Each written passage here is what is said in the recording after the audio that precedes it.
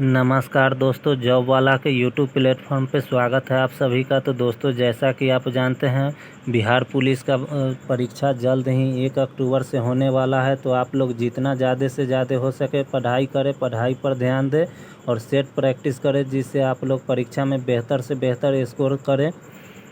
आप लोग जितना सेट प्रैक्टिस करेंगे, आप लोगों का उतना ही कॉन्फिडेंस लेवल बूस्टअप होगा और अच्छा कर पाएंगे वहाँ पर। तो चलिए स्टार्ट करते हैं। आज का हमारा पहला प्रश्न है, आपातकाल के दौरान मौलिक अधिकार का निलंबन कौन कर सकता है? तो हमारा राइट आंसर है, भारत का राष्ट्रपति आपातकाल के दौरान मौलिक अधिकार का निलंबन कर सकते हैं। नेक्स्ट प्रश्नों की ओर चलते हैं। प्राक्कलन समिति के सदस्यों का कार्यकाल कितने वर्ष का होता है? तो हमारा राइट आंसर है 1 वर्ष। 1 वर्ष के प्राक्कलन समिति के सदस्यों का कार्यकाल 1 साल होता है। नेक्स्ट प्रश्नों की ओर, निम्नलिखित में से किसके अनुमोदन से भारत की संचित निधि से पैसा निकाला जाता है? तो हमारा राइट आंसर है, भारत की संसद के द्वारा संचित निधि से पैसा निकाला जाता है। बात करें संसद में कौन कौन लोग होते हैं, तो लोकसभा, राज्यसभा और प्रेसिडेंट, ये तीनों मिलकर संसद बनता है। नेक्स्ट प्रश्नों की ओर बढ़ते हैं। भारतीय संविधान में विधि के समक्ष समता किस देश के संविधान से लिया गया है? तो हमारा आंसर है, ब्रिटेन के संविधान से भारतीय संविधान में विधि के समक्ष समता लिया गया है। हमारा आंसर होगा ब्रिटेन। अगले प्रश्नों की ओर बढ़ते हैं। भारतीय संविधान संशोधन प्रक्रिया संविधान के किस भाग में उल्लेख किया गया है? तो संविधान संशोधन प्रक्रिया संविधान के भाग 20 में उल्लेख किया गया है। तो हमारा आंसर होगा भाग 20। अगले प्रश्नों की ओर बढ़ते हैं। दोस्तों, आप लोग इसे ज़्यादा से ज़्यादा शेयर करें, सब्सक्राइब करें सभी दोस्तों को, कि उन लोगों को भी फ़ायदा हो सके जो नहीं जान पा रहे हैं। और ये इसी टाइप के प्रश्न जो है बिहार पुलिस में पूछे जाते हैं, तो आप लोग अधिक से अधिक देखें, जिससे आप लोगों को भी, सभी मित्रों को फ़ायदा हो। तो चलिए आगे की ओर बढ़ते हैं। नेक्स्ट प्रश्न है हमारा, निम्न में से कौन सा मूल अधिकार केवल भारतीय नागरिकों को ही प्राप्त है? तो हमारा राइट आंसर है, अनुच्छेद 15 में प्रदत्त मूल अधिकार, अनुच्छेद 16 में प्रदत्त मूल अधिकार, अनुच्छेद 29 में प्रदत्त मूल अधिकार, यानी उपर्युक्त सभी 2 और अनुच्छेद बच गया, जो आर्टिकल 29 और आर्टिकल 30। भारतीय नागरिकों को 5 अनुच्छेद प्राप्त है, आर्टिकल 15, आर्टिकल 16, आर्टिकल 19, अनुच्छेद 29 और अनुच्छेद 30। तो दोस्तों, भारतीय नागरिकों को 5 तरह के प्रकार के अनुच्छेद प्राप्त है, 15, 16, 19, 29 और 30। अगले प्रश्नों की ओर बढ़ते हैं। नेक्स्ट प्रश्न है हमारा, धन विधेयक को राज्यसभा अधिकतम कितने दिनों तक रोक सकती है? तो हमारा आंसर है 14 दिन। दोस्तों, 14 दिन से अधिक राज्यसभा धन विधेयक को नहीं रोक सकता है। लोकसभा के द्वारा राज्यसभा में भेजा जाता है धन विधेयक को। तो लोकसभा सबसे पहले धन विधेयक कभी भी पारित होता है तो पेश होता है, तो लोकसभा में पेश होता है, और राज्यसभा में कभी भी धन विधेयक पेश नहीं होता है। राज्यसभा एक नाम मात्र के लिए उसमें अनुशंसा नहीं कुछ कर सकती है, बस उसे नाम मात्र के लिए वहां भेजा जाता है राज्यसभा में। उसे 14 दिन से अधिक नहीं रोक सकती है। 14 दिन के अंदर में राज्यसभा फिर लोकसभा को धन विधेयक को राज्यसभा लोकसभा के पास वापस लौटा देती है। चलिए अगले प्रश्नों की ओर। दोस्तों, वित्तीय आपात उद्घोषणा का अनुमोदन करने वाले संकल्प सदन के दोनों सदनों द्वारा कितने माह के भीतर होना चाहिए? तो हमारा आंसर है 2 माह। 2 माह के भीतर वित्तीय आपात उद्घोषणा का अनुमोदन करने वाले संकल्प सदन के दोनों सदनों द्वारा 2 माह के भीतर होना चाहिए। दोस्तों, यहाँ विकल्प में 2 माह दिया है, इसलिए 2 माह लगाया गया है, लेकिन एग्जैक्ट आंसर जो है 60 दिन होना चाहिए। 2 माह में कभी 30 दिन का भी दिन आ जाता है, कोई महीना जो है 31 दिन का भी आ जाता है, तो उससे नहीं हो पाएगा। आप लोग एक्यूरेट जो है, अगर विकल्प में 60 दिन भी रहे और विकल्प में 2 माह रहे तो आप लोग 60 दिन को चूज कीजिएगा। चलिए नेक्स्ट प्रश्नों की ओर। भारत में पहली बार केंद्र सरकार के विरुद्ध लोकसभा में अविश्वास प्रस्ताव कब लाया गया? तो हमारा आंसर है 1963। 1963 में पहली बार केंद्र सरकार के विरुद्ध लोकसभा में अविश्वास प्रस्ताव लाया गया। अगले प्रश्नों की ओर बढ़ते हैं। राज्य के नीति निर्देशक तत्वों के प्रवर्तन के लिए किस अनुच्छेद में उपबंध किया गया है? तो हमारा राइट आंसर है अनुच्छेद 37।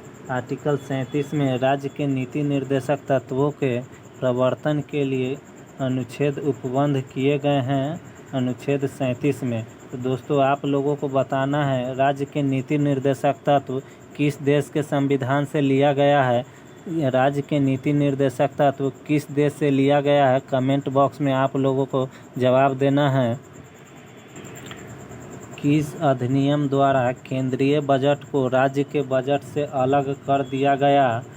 तो हमारा आंसर है भारत शासन अधिनियम 1919। भारत शासन अधिनियम 1919 के द्वारा केंद्रीय बजट को राज्य के बजट से अलग कर दिया गया। 1919 के अधिनियम को हम मॉन्टेग्यू चेम्सफोर्ड अधिनियम भी कहते हैं।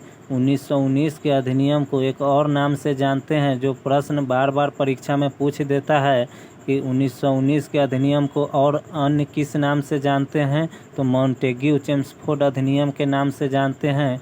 और वहीं 1909 के अधिनियम को मार्ले मिंटो अधिनियम के नाम से जानते हैं। दोस्तों याद रखिएगा, ये सब प्रश्न जो है बहुत ही महत्वपूर्ण प्रश्न है, आप लोग इसे भूलना नहीं। निम्नलिखित में से किस योजना के आधार पर संविधान सभा का गठन हुआ? तो हमारा आंसर है कैबिनेट मिशन योजना। कैबिनेट मिशन योजना के आधार पर संविधान सभा का गठन किया गया। अनुच्छेद 54 का संबंध निम्नलिखित में से किससे है? तो हमारा आंसर है राष्ट्रपति के निर्वाचन से अनुच्छेद 54 का संबंध है। तो दोस्तों आप जैसा कि जानते हैं, राष्ट्रपति के निर्वाचन से जितने भी या राष्ट्रपति के पद से जितने भी अनुच्छेद आते हैं, तो आर्टिकल 52 से लेकर आर्टिकल 61 तक उसका एक ट्रिक है, पकानी कोका दुयोदशम। पकानी कोका दुयोदशम याद अगर आप कर लेते हैं तो अनुच्छेद 52 से लेकर अनुच्छेद 61 तक जितने भी आर्टिकल है सब याद हो जाएंगे। राष्ट्रपति से संबंधित महत्वपूर्ण अनुच्छेद, जैसे प से अनुच्छेद 52 में राष्ट्रपति के पद की चर्चा है, क से अनुच्छेद 53 में का से राष्ट्रपति के कार्यकाल की चर्चा है, और अनुच्छेद 54 में राष्ट्रपति के निर्वाचन की चर्चा है। तो पकानी कोका दुयोदशम याद कर लीजिएगा, आप लोगों को याद हो जाएगा। स्वर्ण सिंह समिति का संबंध किससे है? तो हमारा आंसर है मूल कर्तव्य से। मूल कर्तव्य से स्वर्ण सिंह समिति का संबंध है। न्यायोचित एवं मानवीय कार्य दशाओं तथा मातृत्व सहायता के लिए उपबंध संविधान के किस अनुच्छेद में किया गया है? तो हमारा आंसर है 42। अनुच्छेद 42 में न्यायोचित एवं मानवीय कार्य दशाओं तथा मातृत्व सहायता के लिए उपबंध संविधान के अनुच्छेद में 42 में किया गया है। अनुच्छेद 42 में किया गया है। राज्यों में मुख्यमंत्री समेत मंत्रियों की अधिकतम संख्या विधानसभा की कुल सदस्य संख्या के कितने प्रतिशत होता है? तो हमारा आंसर है 15%। विधानसभा के सदस्यों के कुल सदस्य संख्या का 15% होता है। नेक्स्ट प्रश्नों की ओर चलते हैं। दल बदल अधिनियम संबंधित संशोधन कब पारित किया गया? तो हमारा राइट आंसर है 1985। दल बदल अधिनियम 1985 में संशोधित किया गया। किस अनुसूची में? तो 10वीं अनुसूची में दल बदल अधिनियम पारित किया गया 1985 ईस्वी में।